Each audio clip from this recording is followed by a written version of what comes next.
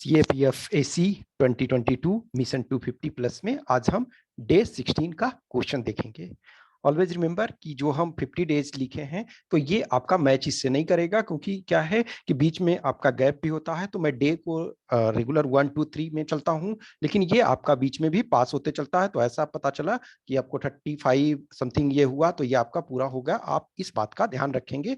Okay, तो इसमें हम डे 60 ये का प्रेजेंट कर रहे हैं, ऑब्वियसली बात 16 का, क्योंकि आपका 50 डेज में ये कंप्लीट होगा। लेकिन आपका उससे ज्यादा बीच में, चूंकि सपोज सैटरडे संडे नहीं मिल रहा है, लेकिन इसमें तो डे आपका कम होता जा रहा है। जैसे अभी अब आपके पास 31 डेज के करीब बच रहे हैं, तो you have to work accordingly. इसमें फर्स्ट क्वेश्चन है कि in an objective type test of 90 questions 5 marks are allotted for every correct answer and 2 marks are deducted for every wrong answer after attempting all the 90। All 90 student ने attempt किया और student got a total 387 marks. What is the number of incorrect response? तो देखो सारे question उसने attempt किए, तो 5 marks जो है एक करेक्ट क्वेश्चन के लिए मिलना चाहिए। यदि 100% करेक्ट होता तो उसको 90 इंटू 5 यानी कि 450 मार्क्स मिलने चाहिए थे। लेकिन यदि एक क्वेश्चन गलत होता है तो जो ये 5 मार्क्स है वो तो जा ही रहा है, और ये 2 मार्क्स एक्स्ट्रा जा रहा है। यानी एवरी रॉन्ग क्वेश्चन, चूंकि उसने 100% अटेम्प्ट कर दिए, यहां न अटेम्प्ट करने वाला कोई प्रश्न ही नहीं है, तो हर क्वेश्चन में 5 और प्लस 2 7 मार्क्स जाएगा। तो इस टोटल लॉस कितना मार्क्स का हो रहा? 450 आना चाहिए था, लेकिन आ रहा 387। इसका मतलब है 63 मार्क्स इसका लूज हो रहा है। तो एक क्वेश्चन में 7 मार्क्स, तो 7 इंटू 9 हम करते हैं तो 63 आता है। इसका मतलब 9 क्वेश्चन उसने रॉन्ग किया, तो ए आंसर इसका करेक्ट हो जाएगा। क्वेश्चन नंबर 2 कह रहा है constitution of India guarantees the fundamental rights to freedom of religion to all its citizens, which among the following is not true for this right. जो कह रहा है कि राइट रिलीजन है, जो right to freedom of religion है, वो all citizen को है। तो उसमें से कह रहा है कि ये कौन सा ट्रू नहीं है। कह रहा है it gives freedom of conscience and freedom to profess practice and propagate any religion. ये सही है। It gives freedom to establish and maintain institution for religious and charitable purposes. ये भी है। The right is subject to public order morality and health. हाँ, ये strictly define नहीं है कि किस कंडीशन, लेकिन public order morality and health के टर्म्स में आप पर रेस्ट्रिक्शंस लगाया जा सकता है। ओके, नेक्स्ट, तो ये भी सही है। The state cannot make any law which abrogates this right for citizen. In fact, a state can make law यदि इन ऑर्डर पे के आधार पे ये कोई भी लॉ बना सकता है जिससे कि आपका जो धर्म की स्वतंत्रता है उसके अधिकार को वंचित किया जा सकता है। तो ये आपका डी जो है गलत है। यानी करा state can not make law, तो make law, can state can make law, तो ये आपका गलत है। तो यही आंसर डी हो जाएगा answer.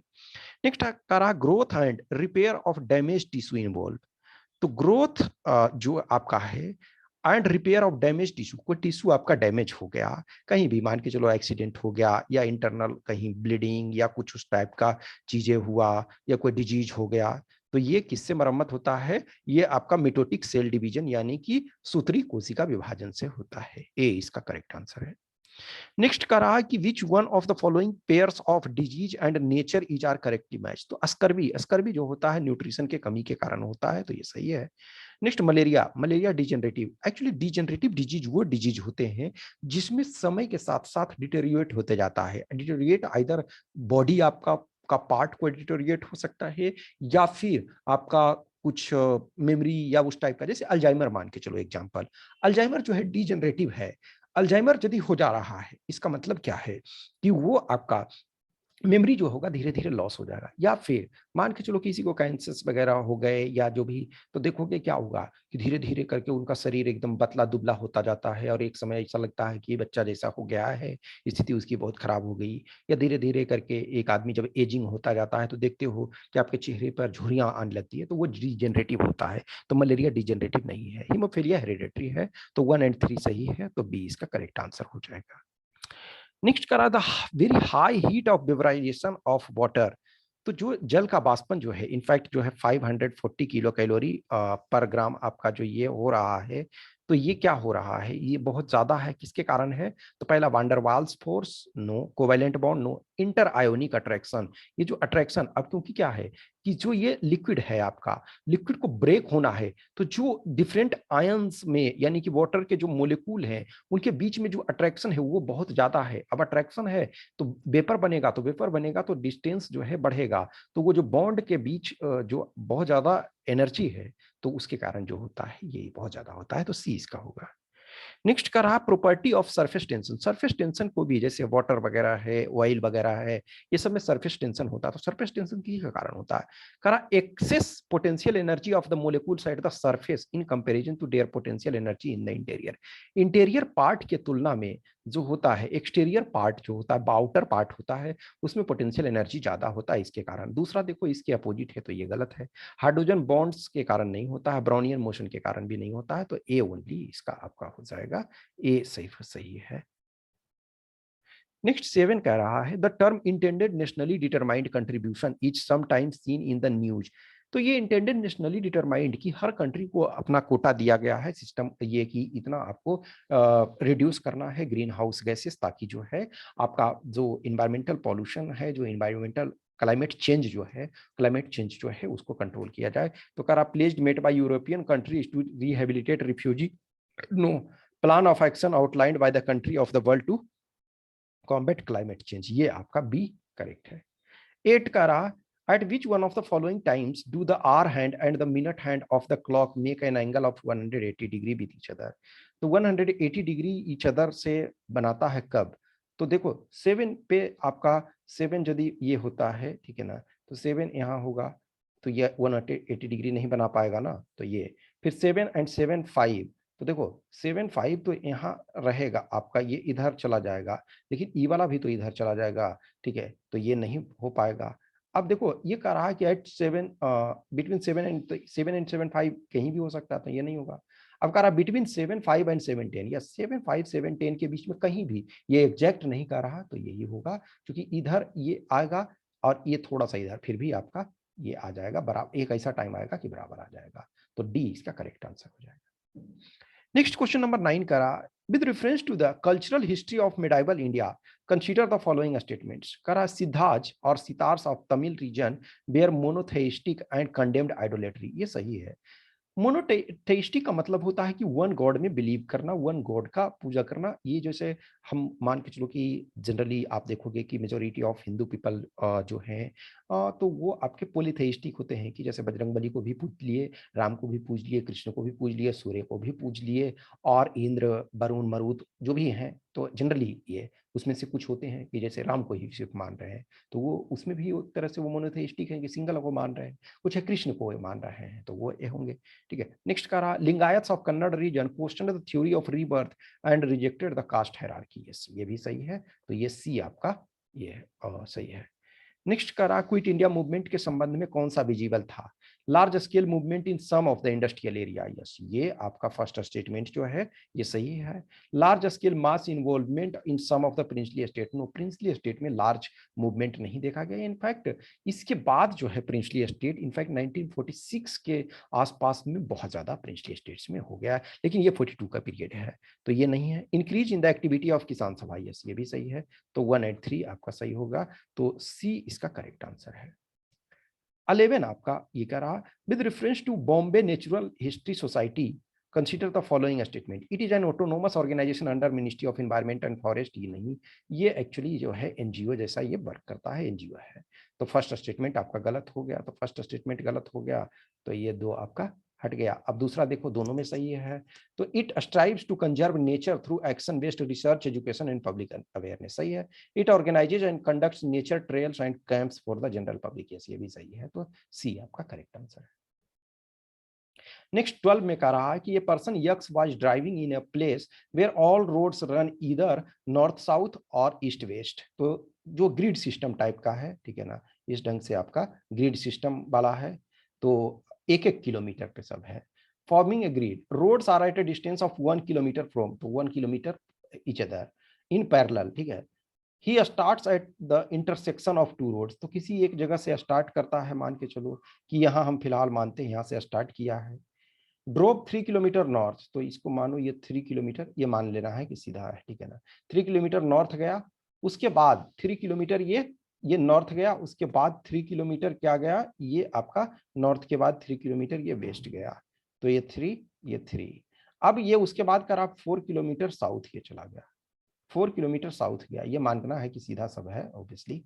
Which further route could bring him back to his starting point if the same route is not repeated। अब इस रूट से नहीं जाना है, तो ये क्या कर सकता है, ये यहाँ 3 किलोमीटर चलेगा और फिर 1 किलोमीटर यहाँ चलेगा, तो 3 किलोमीटर किधर चला, ये आपका ईस्ट में 3 किलोमीटर, ईस्ट 3 किलोमीटर, और फिर क्या है, ये आपका ईस्ट के बाद फिर नॉर्थ 1 किलोमीटर, नॉर्थ आपका 1 किलोमीटर, तो 3 kilometre east then 1 kilometre north, तो पहुंच जाएगा डेस्टिनेशन पे। नेक्स्ट करा, which of the following phenomena might have influenced the evolution of organism. Different organisms जो हैं पृथ्वी पर जो आए हैं वो करा कि माइट हैव, अभी हमारे पास इतने रिसर्च प्रॉपर नहीं हुए हैं कि जो हम 100% सर्टेनिटी से कह सकते हैं, लेकिन संभावना क्या है, तो करा Continental drift. Yes, Continental drift के कारण, महाद्वीपीय विस्थापन के कारण, पहले जैसे देखो पेंजिया था, सारे जो महाद्वीप थे यानी कि कंटिनेंट थे, एक थे पेंजिया, और जो सारे ओशियन थे पैंथेलासा, तो ये दोनों एक थे, तो कंटिनेंटल ड्रिफ्ट जो महाद्वीपीय विस्थापन से तो हुए होंगे।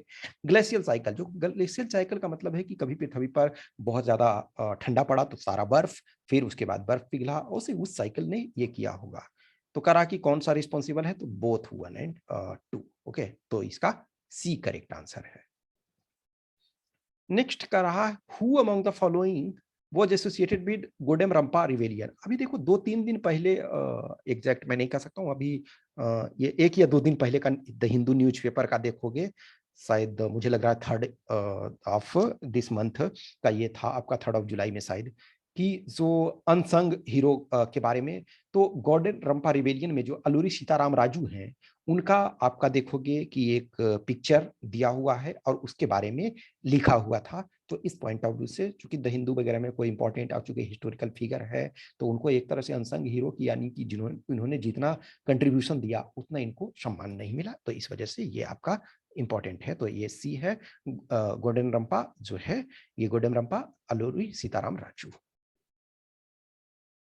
नेक्स्ट आपका है, there are some nectar field flowers on a tree and some bees are hovering on it. If one bee lands on each flower, one bee will be left out. If two bees land on each flower, one flower will be left out. ठीक है, the number of flowers and bees respectively। तो कह रहा है ना कि यदि एक मधुमक्खी प्रत्येक फूल पर बैठे तो एक मधुमक्खी जो है छूट जाता है। इसका मतलब है कि मधुमक्खी जो है ज्यादा है, ये बात तो आप देखोगे, तो इसमें ऑप्शन से आप चेक कर सकते हो। अब 2 मधुमक्खी, मान के चलो कि 2 फ्लावर है और मधुमक्खी, ये देखो फ्लावर्स और ये हनी बी कर रहा है, तो अब ये करा ना कि एक एक यदि बैठता है तो ये एक एक बैठेगा, तो एक कहाँ, इसमें 2 छूट जाएगा, तो ये नहीं होगा, इसमें ये होगा ही नहीं, अब इसमें भी ये नहीं होगा, तो अब एक ही पर विकल्प बचता है। तो 3 मान के चलो, कह रहा नंबर ऑफ फ्लावर्स है, तो एक एक पर बैठता है तो एक फ्लावर आपका रह जाता है। अब यदि देखो ये मान के चलो कि ये कह रहा है कि if 2 bees land on each flower, 1 flower will be left out, ठीक है ना। तो अब ये यदि 2-2 बैठता है तो एक फ्लावर आपका रह जाएगा, तो ये आपका हो जाएगा, चेक कर सकते हो आप ऑप्शन के थ्रू।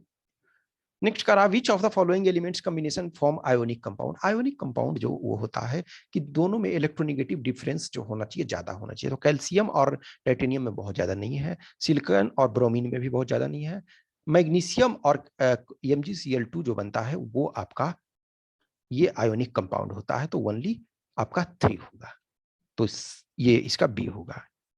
नेक्स्ट करा, वेंचर कैपिटल। वेंचर कैपिटल एक तरह से जोखिम पूंजी है, तो वेंचर कैपिटल का मतलब ये होता है कि long term started capital for new entrepreneur.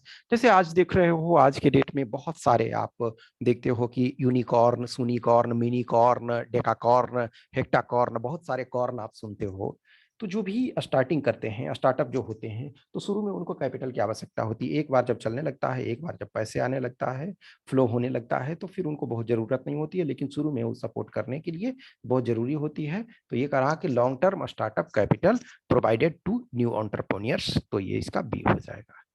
Next का रहा, consider the following statements. Crystallisation is a form of mechanical weathering. Yes, crystallisation जो है वो आपका मैकेनिकल वेदरिंग का फॉर्म है, तो ए इसका, ए आपका करेक्ट है। नेक्स्ट है, हाइड्रेशन कॉजेज ग्रेनुलर डिसइंटीग्रेशन, जो जल के कारण वाटर आता है, ये सूखता है, तो उसके कारण जो है कनिका छोटा छोटा कण के रूप में डिसइंटीग्रेट होता है, सही है।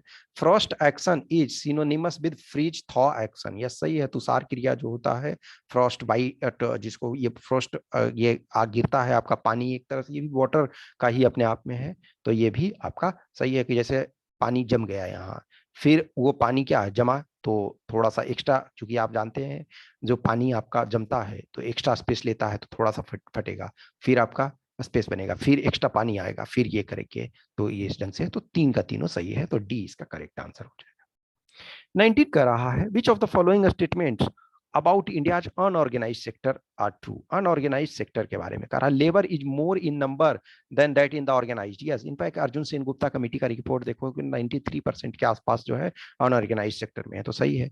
Job security and work regulation are better in unorganised, नहीं, एकदम बिल्कुल गलत है, तो दूसरा तो एकदम गलत है। ओके, नेक्स्ट है, they are usually not organised into trade unions, yes, ये नॉर्मली जनरली कह रहा है, sometime they are organised but generally they are not organised, तो ये सही है। नेक्स्ट है, workers are usually employed for a limited number of days, ये भी आपका सही है, तो इसका 134 करेक्ट हो जाएगा, तो बी आंसर सही है। नेक्स्ट करा, which among the following are characteristics of a federal system, federal system का क्या क्या कैरेक्टरिस्टिक्स है, करा there are two distinct level of government, yes सही है, सेंट्रल लेवल पे, यूनियन लेवल पे और स्टेट लेवल पे, फर्स्ट सही है। नेक्स्ट है, the responsibility and power of each level of government are clearly defined in the written constitution, ये भी सही है। There is no separation of power between legislative executive branch of government, ये कह रहा है कि there is no separation, in fact separation इसमें होता है। हाँ, सेपरेशन जो होता है वाटर टाइट, हमारे यहाँ एक तरह से इंडिया के केस में जैसे है वाटर टाइट सेपरेशन नहीं है, क्योंकि जो लेजिस्लेचर के मेंबर हैं, एग्जीक्यूटिव के मेंबर होते हैं, लेजिस्लेचर के भी मेंबर होते हैं, लेकिन कह रहा है there is no separation, separation है लेकिन वाटर टाइट सेपरेशन नहीं है। A Supreme Court is entrusted with the responsibility of interpreting these provisions and arbitrating in matters of dispute, ये भी सही है, तो 1 2 4 सही है, तो डी इसका करेक्ट आंसर होगा। नेक्स्ट करा, who among the following bring trading ships two port of Surat in pre British India, pre British India का मतलब है कि एक तरह से जब ब्रिटिश ने यहाँ जब शासन स्थापित किए, वो मतलब है, तो शासन प्रॉपर स्थापित करने से पहले कौन कौन लाए, पोर्टुगीज एंड इंग्लिश लाए, रशियन एंड जर्मन्स नहीं लाए, इंग्लिश एंड अरब्स लाए, अरब तो देखा जाए तो बहुत पहले से ला रहे हैं, और फ्रेंच एंड अरब ये भी, तो 134 लाए, इसका मतलब डी हो जाएगा, तो डी इसका करेक्ट आंसर है। 22 मास नंबर ऑफ एटम क्या होता है, number of proton plus number of neutron, तो न्यूट्रॉन प्लस प्रोटॉन जो सेंटर पे होते हैं, जो केंद्र पे होते हैं, न्यूक्लियस में होते हैं, वो होते हैं, तो कर adding number of neutron and electron no, adding number of proton and electron no, the number of proton only no, number of neutron and number of proton, तो डी इसका करेक्ट आंसर हो जाएगा।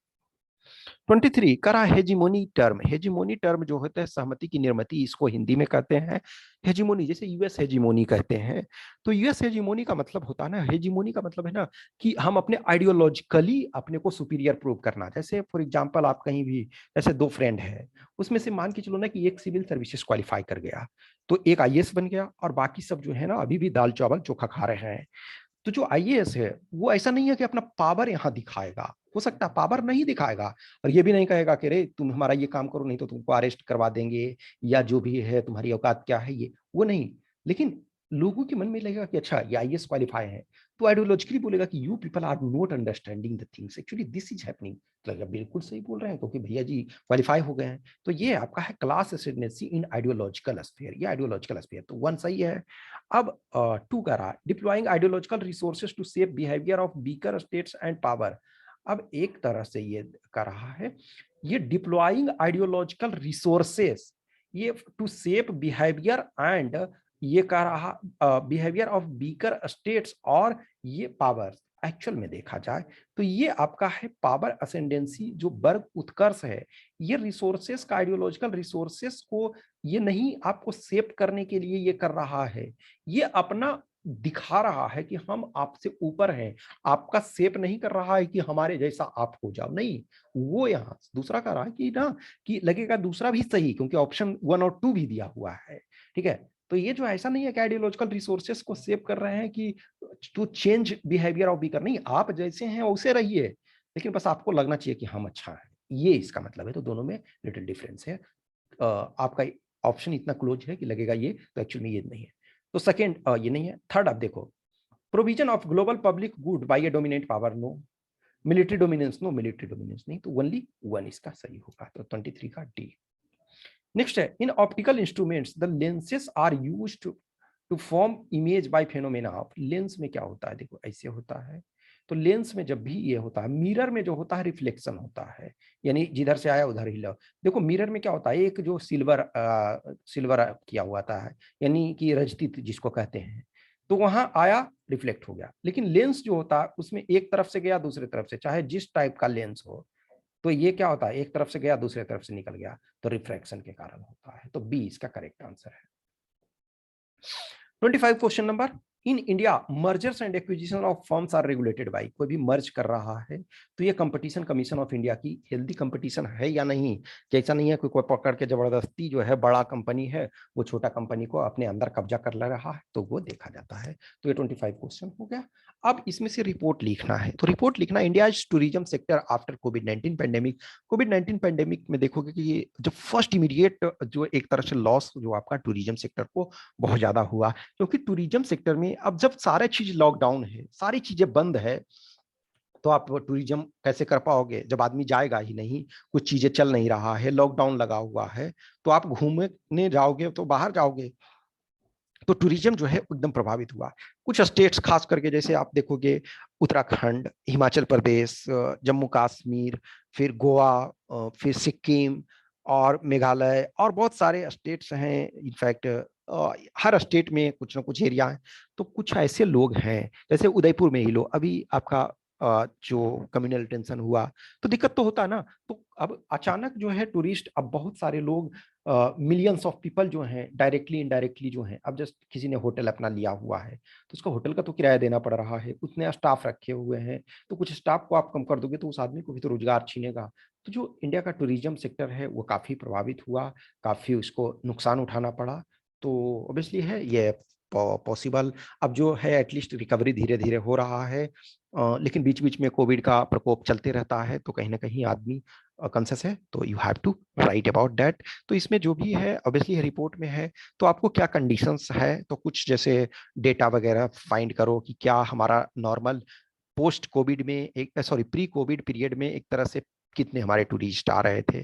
फिर देखोगे कि उस ड्यूरेशन में क्या हुआ। अब ऐसा ड्यूरेशन में, उस ड्यूरेशन में जीरो कुछ दिन के लिए रहा, क्योंकि जब परफेक्ट लॉकडाउन था तो जीरो रहा, लेकिन फिर धीरे धीरे जब केसेस कम हुए, अब बीच में देखोगे कि सेकेंड वेव में स्थिति फिर बहुत बुरी हो गई, तो फिर प्रभावित हुआ।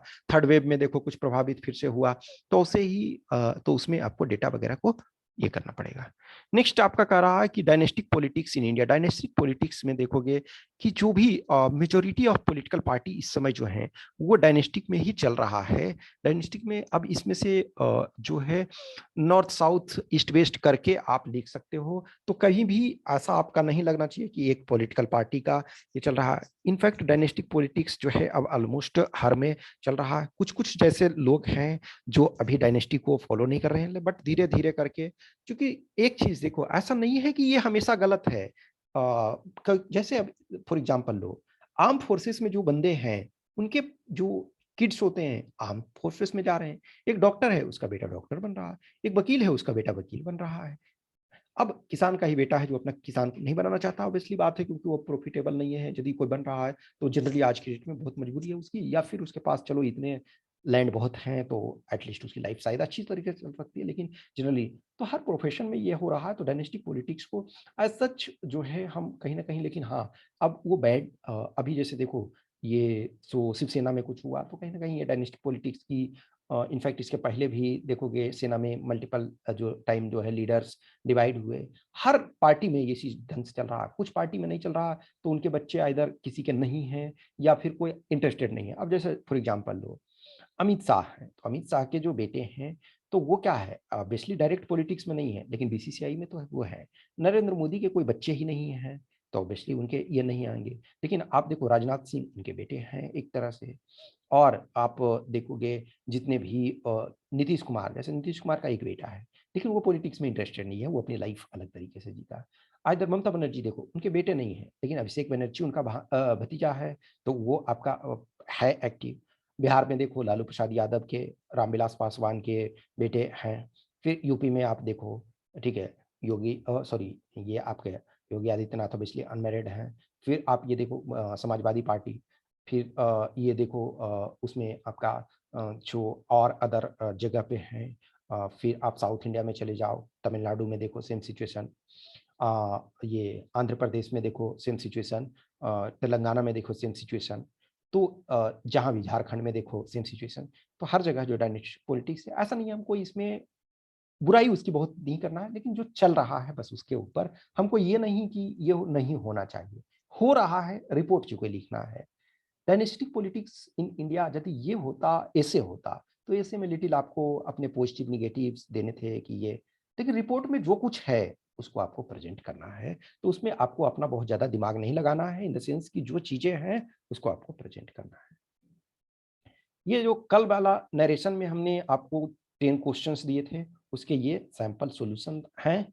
ओके, तो आप धीरे-धीरे करके, जैसे अभी मैंने लास्ट दिया था आपको, वॉइस दिया था, अभी इस बार नरेशन, तो इसके आप अपना मैच करोगे इससे कि हाँ, कितने हमारे सही हैं। फिर अब नेक्स्ट वाला में जो फॉर एग्जांपल कल हम डिग्री वाला देंगे, ओके, तो डिग्री चेंज करने वाला, तो धीरे-धीरे करके वैसे ही मिलते रहेगा। तो इसको स्क्रीन को पॉज़ करो, आप उसको देखो, चेक करो और देखो कितने आपके सही हैं। तो ये आपका सॉल्यूशन है जो डे 15 में हमने दिया था। I hope you are enjoying the session. कुछ भी क्वेश्चंस, क्यूरी, डाउट्स है तो आप कमेंट बॉक्स में डालो, या फिर हमें व्हाट्सएप नंबर 8527146498 या फिर 7404909669 टेलीग्राम पर मैसेज कर सकते हो। यदि जिनको भी टेस्ट देना है, लगता है कि टेस्ट देना चाहिए हमें, तो आप दो, मोस्ट वेलकम। Thank you.